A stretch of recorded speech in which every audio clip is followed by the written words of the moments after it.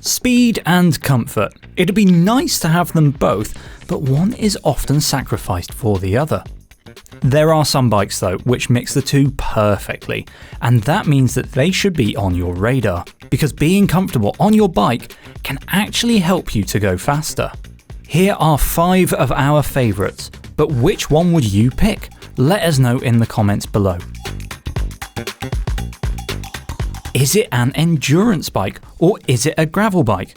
We'll leave you to decide that, but what we do know is that the Vitus Venon RS is one of the best value bikes on the market today. It walked away with our 2023 Endurance Bike of the Year award, before also taking the grand prize for the overall Bike of the Year. The frame set is full of cool features. You've got space for massive 45mm tyres if you want to head down the full comfort route, but the frame also has aero at its heart. Vitus has used slimmed down tube profiles that we first saw on the ZX1 Aero road bike. The head tube is shaped to smoothly transition into the fork crown, and the integrated seat clamp is embedded in an aero-shaped junction. The seat tube's profile, like the down tube, is very much a truncated aerofoil. The Venon brings a sporty ride position that's really long. They've kept the steering quick, but bring big mile stability via its long wheelbase. This strikes a lovely balance between speed and comfort, making it one of the best endurance road bikes available. If that has whetted your appetite for the Venon and you want to know more, then check out the card above or the link in the description. Check out the front group at Paris-Roubaix and you'll likely see the Trek Domane SLR rattling over the cobbles at a frightening speed. The latest bike is the lightest version that Trek has ever made, with a claimed 300g weight saving. But it isn't weight that's important here. The new models have more integration at the front and rear of the bike. The stem is integrated, while the seat post clamp is now hidden in the top tube. Trek has added top tube bag mounts for the Domane SLR frames and kept the geometry's endurance slant. The bike comes with 32mm wide tyres and has clearance for up to 38mm, while a brand new ISOSpeed system adds even more comfort. ISOSpeed is Trek's built-in suspension system that allows the bike frame to flex, it says, to boost comfort.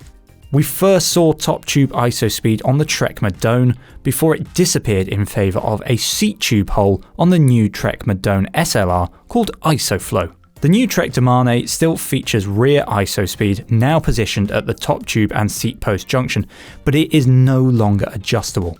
Trek said that riders tend not to alter the degree of suspension and the simplified system saves weight. If you're looking for a World Tour proven racer, this is one to check out.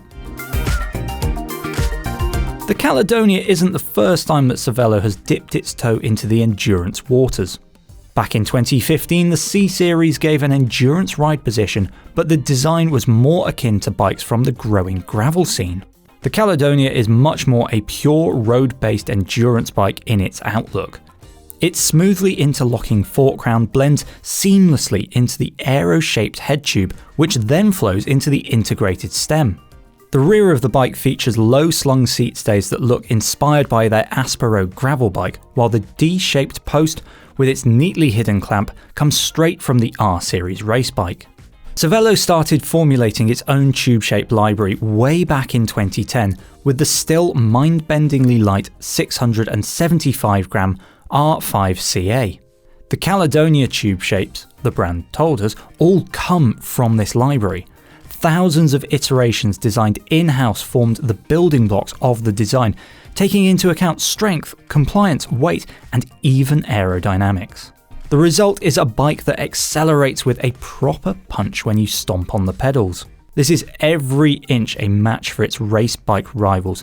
It doesn't, however, have the downsides of a super aggressive, long, low stretch rider position that requires a crash course in yoga to live with. So, a speedy machine with a comfortable position, and you can fit mudguards with 31mm tyres. What's not to love? The Cannondale Synapse is a certified endurance bike classic.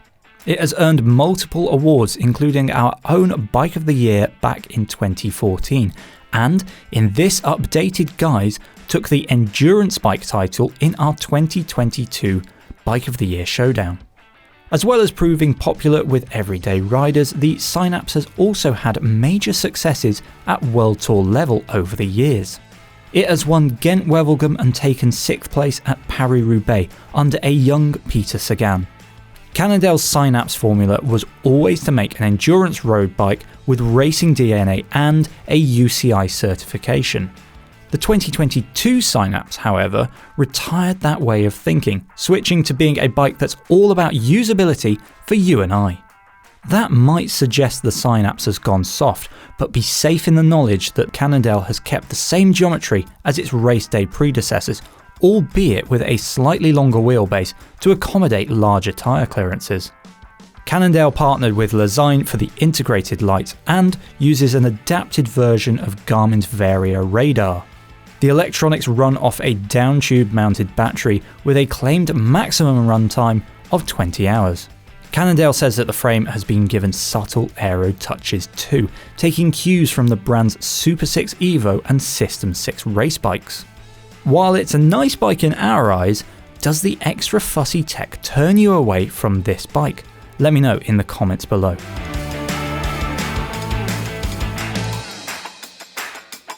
Merida's Scultura Endurance offers comfort-orientated geometry, big tyre clearances, and mounts for mudguards.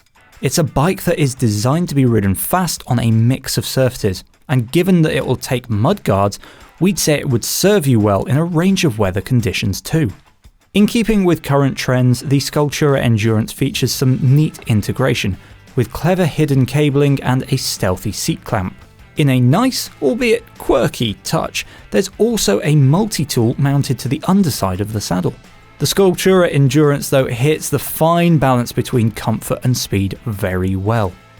A tall stack figure on the geometry chart might be off-putting, but if that means that you can slam the stem, then you'll have a bike that handles better than one with a bunch of spacers.